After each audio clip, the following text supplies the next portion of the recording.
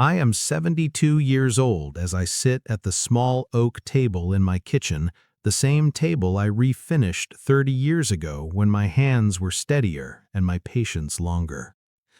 The mornings come slower now, and I let them.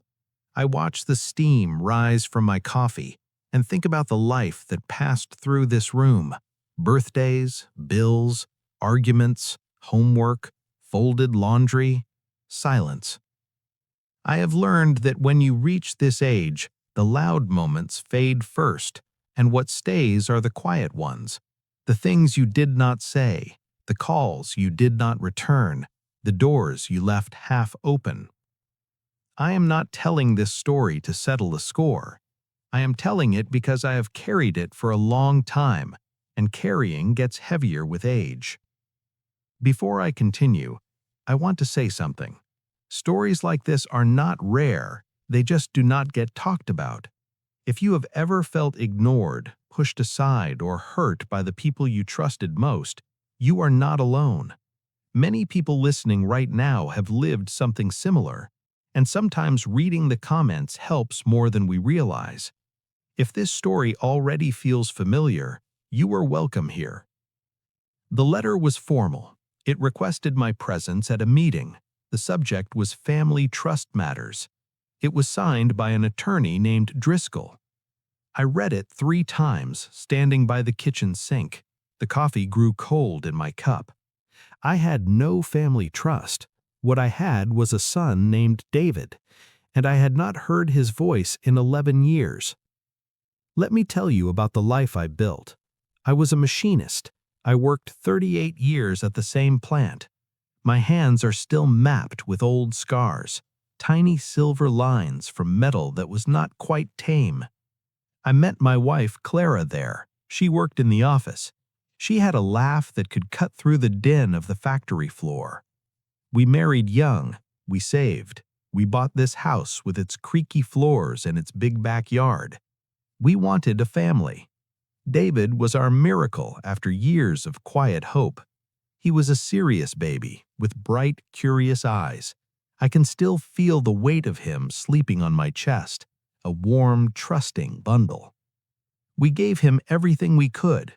Not money, we never had much of that, but time and attention and a quiet kind of love.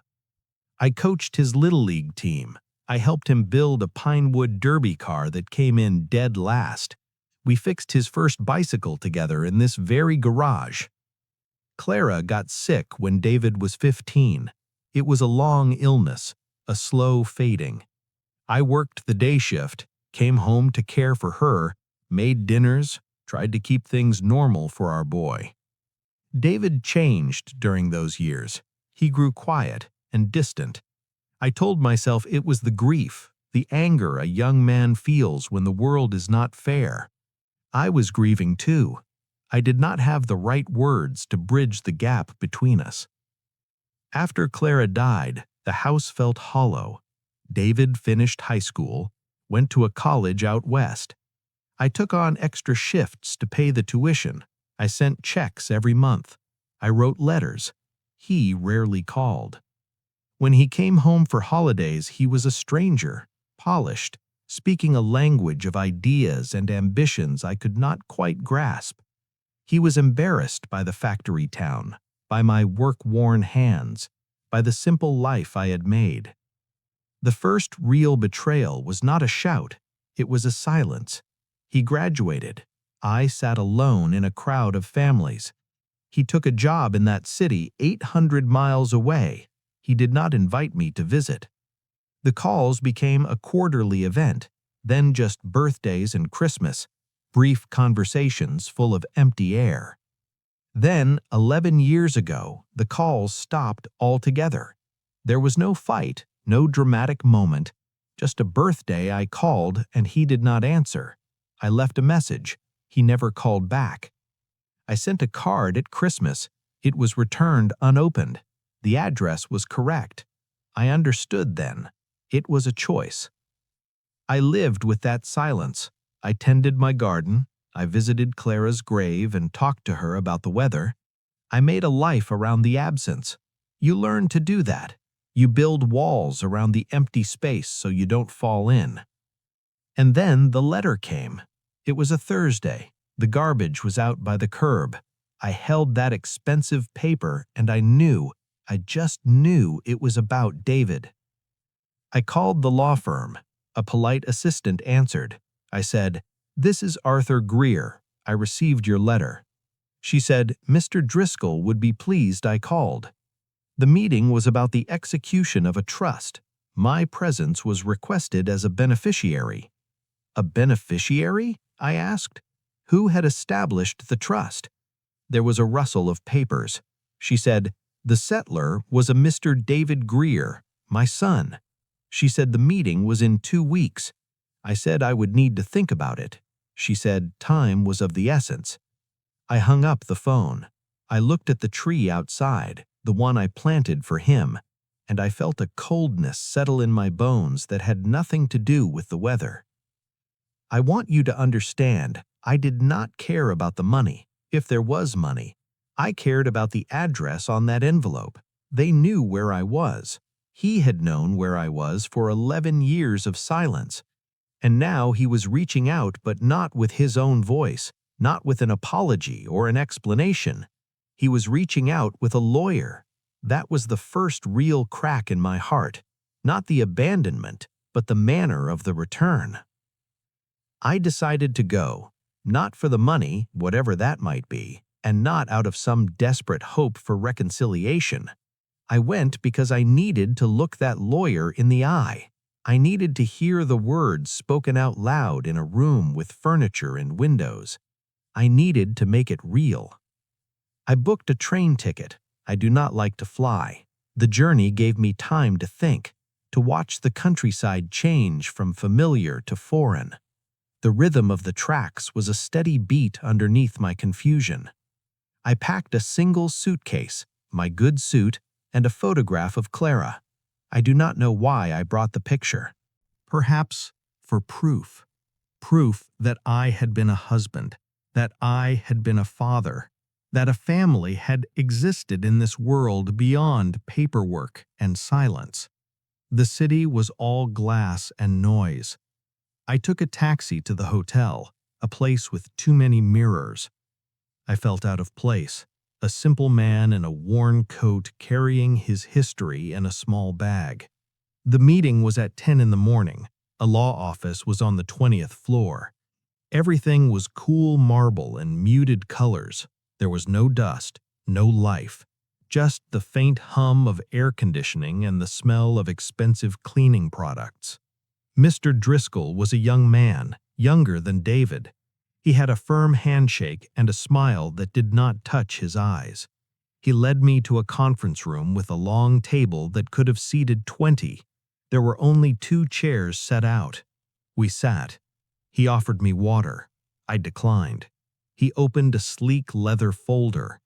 He began to speak in a calm, professional tone about revocable living trusts, grantors, beneficiaries, distribution of assets.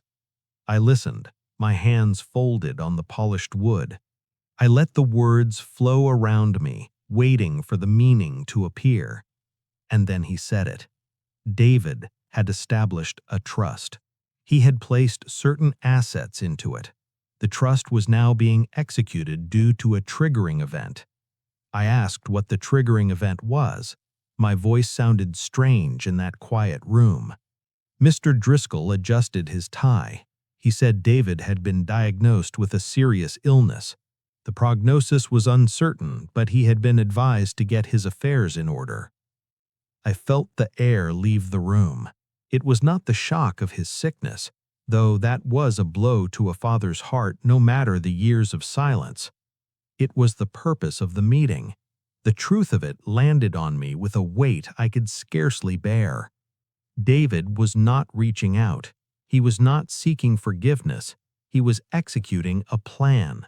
The trust had a conditional clause, a single condition, for the primary beneficiary, that was me, to receive a distribution. I was required to sign a document, a notarized affidavit. The wording was precise. Mr. Driscoll slid a single sheet of paper across the table. It was heavy stationery. The text was in a dense legal font. He pointed to a paragraph. His finger was clean and well manicured. I read the words. Then I read them again. The condition was that I, Arthur Joseph Greer, would affirm in writing that I forgave David Michael Greer for any and all past grievances, real or perceived, and that I released him from any and all claims of emotional or financial obligation, past, present, or future. I looked up from the paper. The city was spread out behind Mr. Driscoll's head, a landscape of ambition and distance. I asked if David was in the building. Mr. Driscoll said he was not. He was available by phone if necessary. I asked if David had explained what these past grievances were. The lawyer's expression became carefully neutral. He said his client had not provided specifics, only that he sought peace and closure and wished to ensure his father was provided for. Provided for. The phrase hung in the air between us. I looked at the document again. The distribution amount was listed. It was a life-changing sum of money, more than I had earned in all my years at the plant, and all I had to do was sign. Sign away my right to be hurt. Sign away my right to have my silence and my confusion acknowledged. Sign a paper that made his abandonment a formal grievance to be forgiven and forgotten in one legal motion. It was the ultimate erasure. He wanted my forgiveness, but he did not want to ask for it. He did not want to name what he had done. He did not want to hear my voice break or see the old hurt in an old man's eyes. He wanted it settled, cleaned up, notarized, and filed away. Mr. Driscoll asked if I had any questions. His pen was ready. I asked what would happen if I did not sign. He seemed surprised by the question. He said the assets would remain in trust, with contingent beneficiaries named. He mentioned a charitable foundation David had an interest in. I nodded. I stood up. My knees protested the movement. I placed both hands on the table. I told Mr. Driscoll I would need time to think. He said of course, but reminded me that time was of the essence given his client's health situation. I walked out of that office. I took the elevator down to the lobby. I stepped out onto the busy sidewalk. The sun was bright and harsh. I stood there for a long time, just breathing, people streaming around me like I was a stone in a river. I did not go back to the hotel. I walked without direction. I found a small park with a bench and I sat. I watched pigeons. I watched children play. Normal life moving on. And then I thought about the betrayal.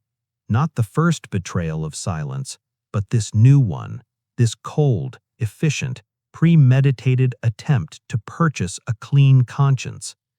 He was still my son, and he was sick, and a part of me ached with the primitive urge to run to him, to comfort him, to sign anything he wanted. But the man on the bench, the man who had lived alone with the consequence of that silence for 11 years, that man knew something else. Forgiveness given under coercion is not forgiveness. It is just another transaction. And I had already been part of too many transactions. My checks for his tuition, my unanswered letters, my unreturned love, all deposited into an account that had long since been closed. I sat until the shadows grew long. I knew what I had to do, but knowing a thing and doing it are separated by a vast and painful geography. I went back to my hotel room. I did not turn on the lights. I stood at the window and looked at the city glowing in the dusk. Somewhere out there in that grid of light was my child, a man now, sick and afraid, trying to tie up the loose ends of his life. And one of those loose ends was me. The next morning, I put on my suit again. I went back to the marble building. I rode the elevator up. I walked into Mr. Driscoll's office without an appointment. His assistant was flustered, but I said I would only take a moment. He was on the phone. He looked up, and his expression was one of polite expectation. He believed I had come to sign. I did not sit down. I stood before his desk, and I spoke calmly. I said, "Please tell my son that I cannot sign his paper." I said, "He knows where I live. He knows my phone number. If he wants to talk about grievances, if he wants to ask for forgiveness, my door is open. But I will not give him a notarized release from the responsibility of being a son." Mr. Driscoll was silent for a full 10 seconds. Then he said, "Mr. Greer, I must advise you that this is a substantial financial decision." I said, "I understand." I said, "Thank you for your time." I turned and I left. I rode the train home that afternoon. The return journey felt longer. The weight in my chest was not grief exactly, it was something harder and quieter. It was the weight of a door closing, a door I had kept unlocked for 11 long years. The weeks that followed my return were a season of quiet dread. I went through my routines, I tended my garden, I aired out the house, but I was waiting. I expected a phone call, a letter, some reaction to my refusal. The silence that descended was deeper than before, because now it was a silence I had chosen. I had spoken my piece, and the universe had answered with nothing. Then, in late October, the call came. Not from David, but from my sister, Margaret. She lives in Florida. We speak maybe twice a year. Her voice was strained, all business. She said, "Arthur, I just got off the phone with David. He is very upset." I sat down at the kitchen table, the cord of the old wall phone stretched tight. I asked what he was upset about. Margaret sighed a sigh I have heard for 70 years, the sigh of a younger sister tasked with managing family feelings. She said, "He told me everything, about his illness, about the trust, about how he tried to provide for you and how you refused." She paused. "Arthur, he says you rejected him. Again." The word "again" hung in the static of the long-distance line. It was the first twist of the knife, the reshaping of the story. I said, "I did not reject him. I rejected a piece of paper." I said, "He has my number. He can call me himself." Margaret's tone shifted to pleading. "He is sick, Arthur. He is scared. He just wants to make peace before anything happens. Can you not just sign the thing? For the family?" I looked out the window at the maple tree, its leaves a brilliant, furious red. I said, "Margaret, did he tell you what the paper says? Did he tell you he has not spoken to me in 11 years? There was a silence on her end. Then she said, "He said you were always distant, even after Clara died. He said you were never there for him emotionally." That was the public humiliation.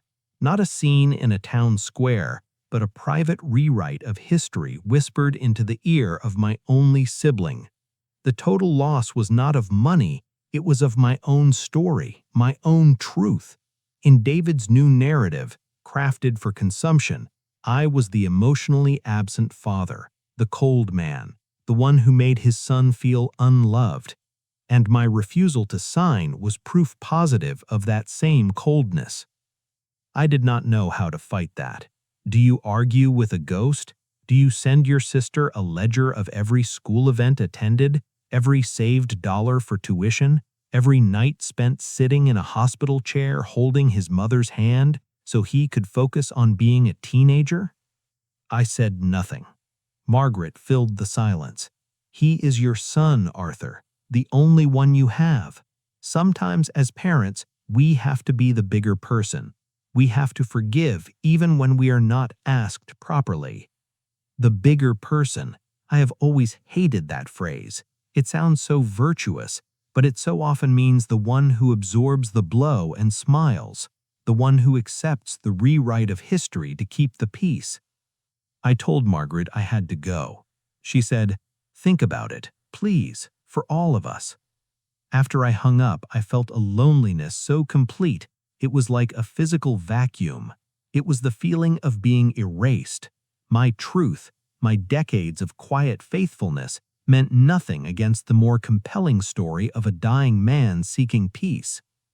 The betrayal escalated in the following month.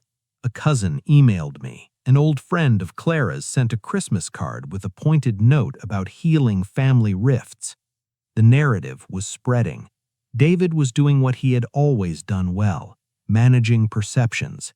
He was telling his story to the jury of our extended family, and I, the silent old man, was not mounting a defense.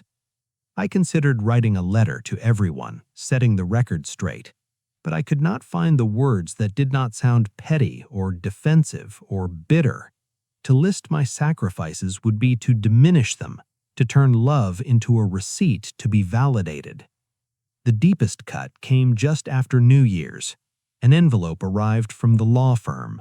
I assumed it was a final notice, but it was different. It contained a copy of a document.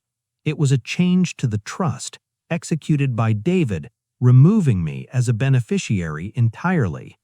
Attached was a post-it note in Mr. Driscoll's precise hand. It read, "Per client instructions, please find enclosed. The trust has been amended. We consider this matter closed." That was the message. That was his answer to my open door.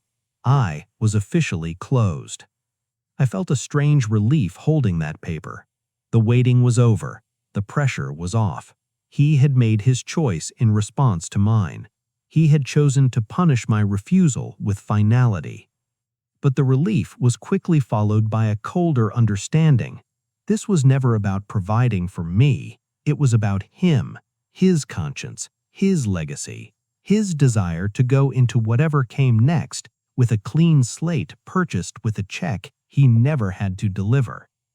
I filed the letter away in a drawer with my old tax documents. I did not cry. I made lunch. I watched the winter birds at the feeder. The quiet in the house was different now. It was no longer a waiting quiet.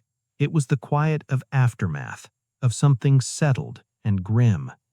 I thought that was the end of it. I had drawn my line, he had drawn his, and we would both live with the territory that created between us. I was wrong. The public humiliation had one more act. In the spring, I received a formal invitation in the mail.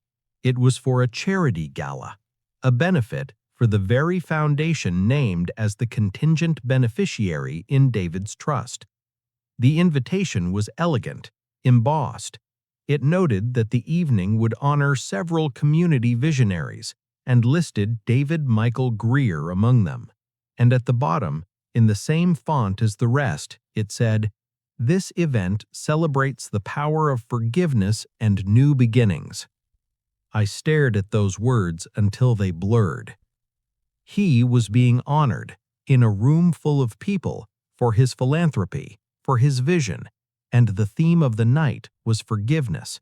My forgiveness, the forgiveness I had withheld, was now being used as a backdrop for his accolades. I could see it so clearly. He would be there, perhaps looking frail, the brave visionary making peace with his past, surrounded by admirers, and the story of his cold father who refused reconciliation would be the unspoken shadow that made his light seem brighter. That was the total loss, the final conversion of my pain into his virtue. I put the invitation in the trash. I washed my hands at the kitchen sink. I looked at my face in the small mirror there. An old man, lines carved by time and weather and grief, looked back at me. His eyes were tired, but they were clear. I had reached my silent turning point. It was not a moment of anger or plotting or dramatic resolve. It was a moment of profound and simple clarity. I would not play my part in his story anymore. I would not be the ghost he used to haunt his own conscience. I would not be the offstage villain in the drama of his redemption. I would simply live in my truth, in this house, with this tree, with the memory of a wife I loved and a son I raised as well as I knew how. My story was my own. It was not for him to edit, or for his lawyers to notarize, or for charity galas to use as a theme. The line had been drawn, but I understood now that a line drawn is not a wall built. It is just a marker in the sand, and the tide was still coming in. The silent turning point was not a single day, it was a season. It began with the slow arrival of spring, the thawing of the ground, the return of birdsong to the maple tree. I found myself working in the garden with a focus I had not had in years, turning the dark soil, planting seeds for tomatoes and beans, things that would require future care. The physical labor was a kind of prayer. With each push of the spade, I was not thinking of David or the trust or the invitation in the trash. I was thinking of the earth, of growth, of the simple commitment to see something through to harvest. I began to take longer walks in the evenings, past the houses of neighbors I had known for decades. I would wave, sometimes stop to talk about the weather or a new roof, normal things, the fabric of an ordinary life. One afternoon, Mrs. Henderson from 2 doors over caught me looking at the peonies coming up by my fence. She said, "Arthur, those are Clara's peonies, aren't they?" I said, "They are." She said, "They come back every year, stronger than ever. Never need much fuss."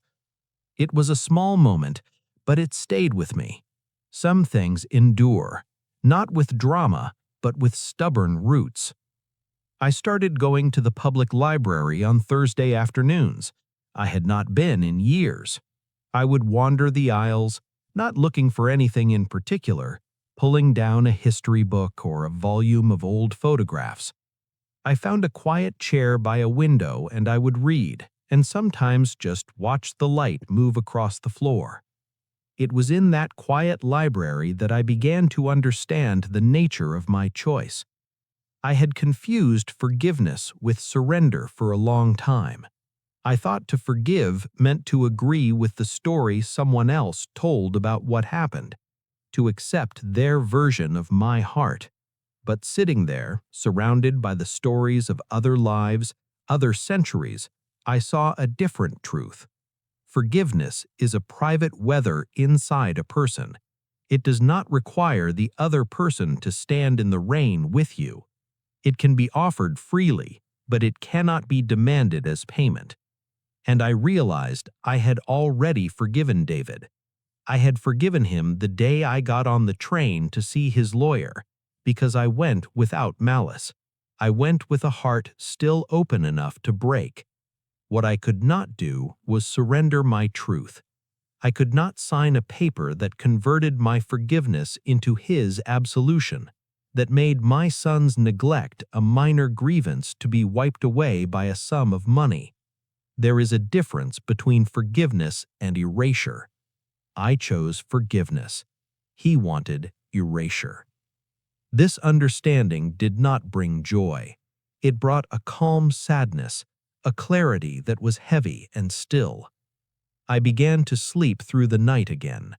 The consequences of my choice began to reveal themselves, not in dramatic fashion, but in subtle shifts. My sister Margaret stopped calling. The family grapevine went quiet. I was no longer a topic of discussion. I had become an uncomfortable silence in their narrative, and that was a relief. I heard through an old friend that David's illness was in remission, that treatments had been successful. The news was delivered to me as a kind of test, I think, to see if I would express regret for my decision now that the urgency was gone. I felt only a deep and uncomplicated gladness for his health. My quarrel was never with his survival. It was the cost he was willing to make others pay for his peace. I continued to live, one day at a time. I fixed the loose step on the front porch. I repainted the garage doors. I donated Clara's good china to a church rummage sale. It was time. And then in the fall of that year, the consequence arrived. It came not with a lawyer's letter, but with a knock on my door on a Tuesday evening. I was washing my dinner plate. I dried my hands and walked to the front door. The porch light was on, and through the glass I saw a woman, perhaps in her 40s, standing on the welcome mat. She looked nervous, holding a large envelope against her chest. I opened the door. She introduced herself as Lydia. She said she was David's wife. I had not known he was married. I stood there for a moment too long, processing this new fact, this new person created in a life I had no part of. I asked her to come in. She stepped into the hallway and looked around, not with judgment, but with a kind of poignant curiosity. She was seeing the set for a story she had only heard one side of. I offered her tea. She declined. We sat in the living room, the room Clara had decorated, with its comfortable, worn furniture and shelves of old books. She did not know where to begin. Finally, she placed the envelope on the coffee table between us. She said, "David does not know I am here. He would be very angry if he knew. But I found some things when I was organizing his home office, things he had kept, and I felt you should have them." She opened the envelope. She pulled out a small stack of items, not documents, but artifacts. There was a faded Little League photo, me with my arm around a 10-year-old David, both of us squinting into the sun. There was the folded blueprint from the Pinewood Derby car, my handwriting in the margins with measurements. There was a card, a Father's Day card from decades ago, with a child's scrawled signature. And there, at the bottom of the stack, was a single check, still in its original envelope, addressed in my hand. It was the last tuition check I had sent, the one from all those years ago. It had never been cashed. Lydia looked at me. Her eyes were kind and full of trouble. She said, "He kept these things in a locked box. I did not know they existed. He never talks about his childhood, about you, only that there was a rift, that you were difficult, that you rejected his attempt to make things right." She took a breath. "I love my husband," she said, "but I am a mother myself, and I saw these things and I thought, a man does not keep a check he never cashed for 20 years if it means nothing. A man does not hide a photograph of his father." I asked her why she came. She said, "Because the story did not add up, and because I think he is waiting for you to come to him. He thinks you should be the one to make the first move now, after everything." I looked at the items on the table, proof of a love that had once been ordinary and daily. Proof he had held on to it even as he pushed it away. I told Lydia, "Thank you for bringing these. I appreciate the risk you took." Then I told her what the lawyer's condition had been. I told her about the 11 years of silence that preceded it. She listened, her face growing pale and still. She had not known. He had told her I refused his generous provision, that I was too proud or too bitter to accept his peace offering. I said, "I have forgiven David, but I will not apologize for needing to be more than a line item in his estate planning. I will not apologize for wanting my son to look me in the eye." Lydia nodded slowly. She gathered herself. She said I should go. She stood, and I walked her to the door. On the porch, she turned. She said, "He is not a monster. He is a man who is terrified of being seen as weak or wrong. He would rather burn a bridge than admit he doesn't know how to rebuild it." I said, "I know." I watched her walk to her car and drive away, back to the life my son had built without me. I closed the door. I went back to the living room and sat with the artifacts of my own fatherhood. I picked up the check, the paper brittled now, and I understood the consequence of my quiet stand. The consequence was this: the truth had a messenger now. It lived in his own house, in the heart of his wife. She knew my side of the story, not as a defense, but as a simple fact, and that knowledge would sit in their marriage like a small, clean stone, undeniable, impossible to dissolve. Every time he spoke of me now, she would remember the check, the photograph, the quiet man in the house with the maple tree. That was the consequence, not revenge, but accountability, delivered not by me, but by his own curated past, by the things he could not bring himself to throw away. Justice is sometimes just the truth finding a crack to grow in. I put the Little League photo on my mantle, next to the picture of Clara, where it belongs. The silent turning point was over. I had navigated the narrow pass between bitterness and surrender, and found a country of my own on the other side. But the story was not finished. The final act was still to come, and it would arrive with the winter snow. Winter came early that year. A thick blanket of snow settled over the town, muting the sounds of the world. I spent my days reading by the fire, the Little League photo on the mantle a silent companion. Lydia's visit had changed something, not in my circumstances, but in the quality of my solitude. I was no longer a ghost in my own life. I was a man with a story that had been witnessed. I did not expect to hear from David. I believed the door was closed for good. But the snow had a way of making the roads treacherous, of changing plans, of forcing a different kind of silence upon people. It was a Wednesday afternoon. The sky was the color of iron, and I was shoveling the driveway for the third time that week. The work was hard on my back, but I welcomed the clear line of progress, the neat banks of snow, the physical certainty of the task. I heard a car approaching, moving slowly through the unplowed street. I did not look up until it stopped at the foot of my driveway, blocking the path I had just cleared. It was a dark sedan, expensive, with out-of-state plates. The engine idled for a moment, then cut off. The driver's door opened, and he stepped out. David.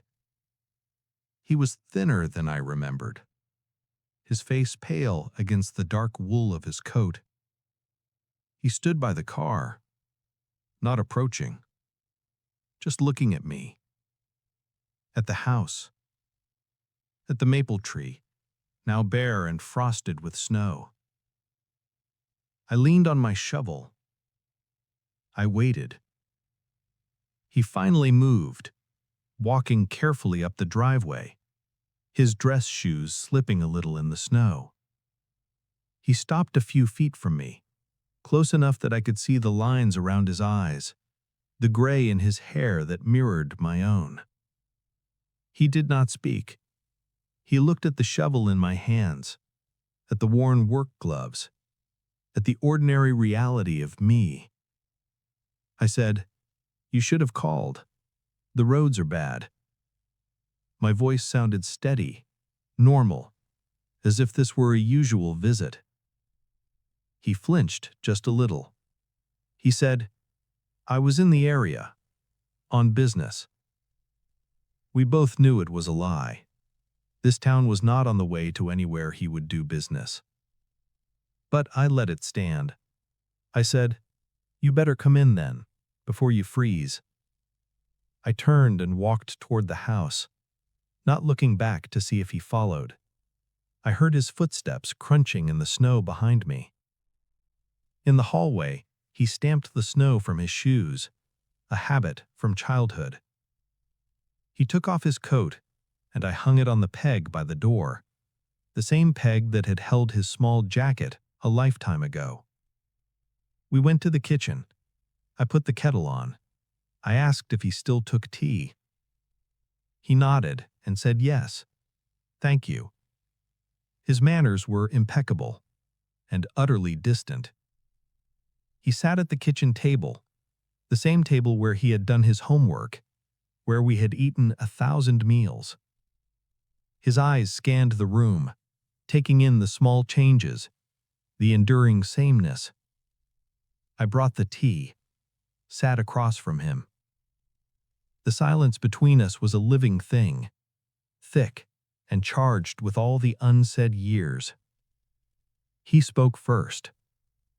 "Lydia came to see you," he said. It was not a question. I said, "She did. She brought me some things I had forgotten." He looked down at his hands. He said, "She should not have done that. I told her not to." He paused. "But she does not always listen." I said I liked her. "She seems like a good woman." He nodded, staring into his teacup. The clock on the wall ticked loudly, measuring the silence. He said, "I am in remission. The treatments worked." I said, "I heard. I am glad." He looked at me then, his eyes searching my face for sarcasm, for bitterness. He found only a plain truth.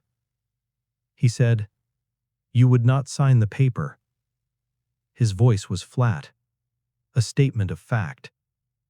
I said, "No, I would not."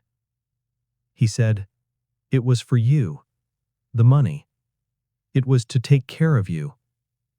I said, "I know, but you sent a lawyer, David, not a son." He leaned back in his chair, the old wood creaking. He said, "I did not know what to say to you. After so long, I thought it would be easier that way. Clean." I said, "Forgiveness is not a transaction. It is not a line in a trust document. You cannot notarize a feeling."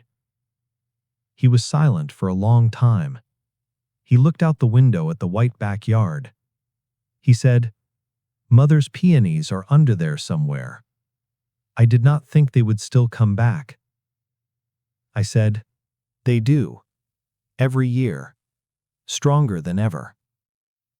That was the moment. The defensiveness left his shoulders. He looked like a boy again, lost and trying to be brave. He said, "I am sorry." The words were quiet, almost swallowed by the ticking clock. I waited. He did not qualify it. He did not say for what, or blame my distance, or mention his illness. He just let the apology sit in the space between us, raw and complete. I said, "Thank you for saying that." He nodded. He did not ask for my forgiveness. Not this time. He said, "Lydia found the check. She asked me why I kept it. I told her I did not know. But that was not true. I knew why I kept it," he said. "It was the last thing you ever gave me." I felt the tears then, not for me, not for him, but for the sheer wastefulness of time, for the years of pride and silence that had cost us both so much. We finished our tea. We talked of small things, the weather, his work, the new roof I had put on the house. It was not reconciliation, not in the way stories promise. It was two men sharing a table, acknowledging a shared history without trying to rewrite it. When he stood to leave, he reached into his pocket. He pulled out a simple key. He placed it on the table. He said, "It is for the house in the city.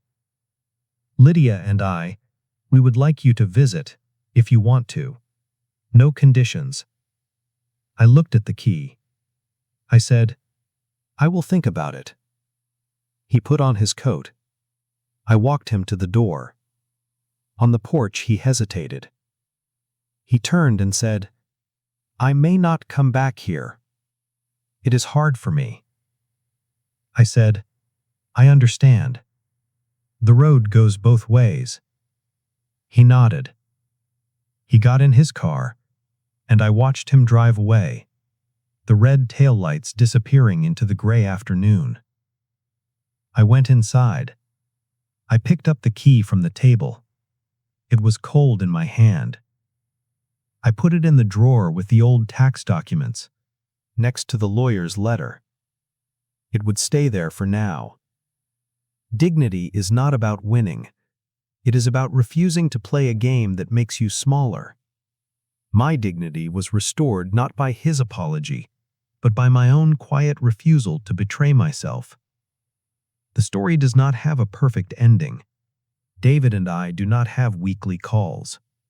I have not used the key. We are two planets with separate orbits, but the gravity between us is no longer one of sheer avoidance. It is a recognition, a faint pull of acknowledgement. I tend my garden. I watch the seasons change the maple tree. I live my life. The pain has softened into a memory, a part of my history, but not the whole of it. I shared this story because silence hides too much pain. If it reminded you of your own life, you are not alone. Share your thoughts in the comments. Someone may need your words. And if these stories matter to you, you are always welcome to subscribe. For me, there is peace in the truth, however quiet it may be, and there is dignity in standing by it, even when you stand alone. The snow will melt, the peonies will bloom, and life, in its own stubborn way, goes on.